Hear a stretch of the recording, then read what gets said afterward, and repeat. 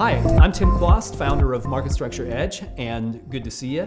We're talking about the 5 easy steps. This is easy step number 2. The 5 easy steps, however, are first of all, understand your dashboard. That's the bridge of your ship. It's command central.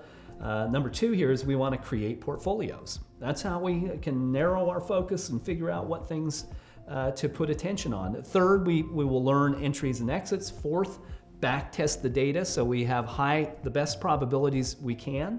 And 5, manage overall risk. Doesn't matter how good a stock is if the demand side of the market is falling overall. So those are the things we'll do. So let's go up here and create a portfolio. See right at the top here. And by the way, when you look at the dashboard, you can see I've created all kinds of them. Airlines and cruise ships, cannabis, clean energy, cloud computing, building materials. I have a dynamic portfolio here that looks for particular things. Only got 2 stocks in it at the moment. Tells you the market's not great here in early October.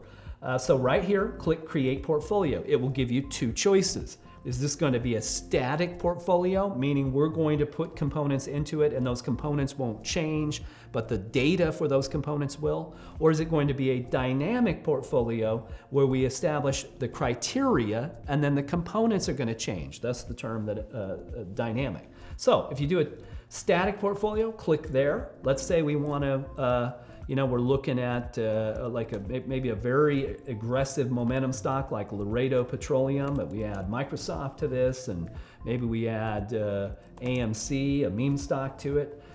That's what you do. So then you can put a name here, and we're going to call this my portfolio. If you want to describe it, whatever, you can write that here, and that'll remind you, what this portfolio is predicated on. And then you hit create. It's not more complicated than that. And then it will immediately open your portfolio view, and you will see for those composite components what the supply-demand equation is.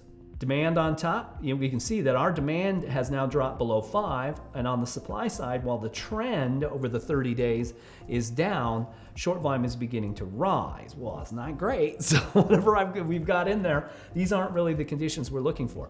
And then right next to it is broad market sentiment. Then, to understand what's going on in your portfolio, here's our data. So looking at AMC, it's a 1 out of 10, all the way on the floor from a demand perspective. And the trend is bottom. That just means that it's spent at least 2 days at 1. So that's, can't go any lower than 1. By the way, if something bottoms at 5, it means that it dropped to 5 and then stayed at 5 a second day. That'll be bottomed at 5. Short volume is 55% of trading volume. Over half of the daily trading volume in AMC is coming from borrowed stock, and that trend is up. And here's the price. Dollars per trade will tell us the amount of stock in dollar terms that on average, every time it trades, that's what the average is. So if you try to buy $10,000 of it in a single trade, that's going to be more challenging. Sorry about that. So we want to be aware of that when we're trading. I would if I'm buying AMC, I'm going to buy less than $4,900 because I know that my action will change the dynamics of the market if I try to do more than that. Market cap is 19 billion. Key behavior, the lead behavior of the last 5 days is machines, fast traders. That's automated speculation, we can call it. Then last over here is the sector, communication services. Now, when we want to view the data, just drop that down. You just hit that little arrow, and now we can look at the history.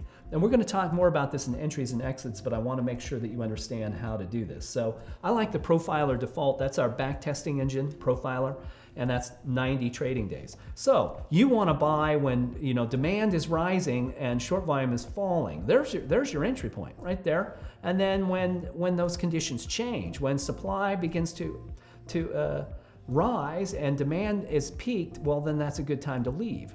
Particularly if this begins to come down. Look at that. You clearly want to be out there. And we won't want to come back until we see that supply is falling and demand is rising. So we know right now we're not buying AMC. So you can look at any chart, try to come up with a reason why you're doing something with AMC, and it won't tell you this. This is the key determinant in how prices behave. It's supply and demand. So that's what we want to do. Now let's go over here and create a dynamic portfolio. So I'm going to go back to create a portfolio, click dynamic, and this will let you filter. So we want to create some criteria. Let's say we want to establish a market cap. We want to look at that is equal to, I'm going to say large cap. So 20 to 100 billion in market cap. I'm going to add that rule. And then I want to find sentiment trend that is equal to up, because I think in a market like this, I'm probably better in large caps. And then maybe I say the market structure sentiment itself is greater or equal to 5, because I want to find stuff that has the opportunity for gains. And so it's a better probability. That's what we're looking for.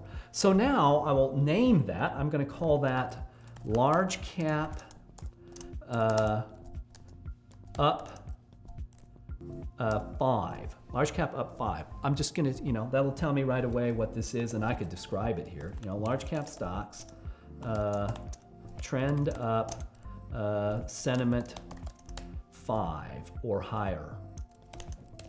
And there we go. So then when I click create, it's going to find whatever stocks there are that meet that criteria right now. There are 19, and every day that could be different. It's going to tell me whether those conditions are being met, and whatever there is in that portfolio will manifest. And then the same principles apply. You use the drop down to look at the data visualization, supply and demand. That's what we're going to focus on.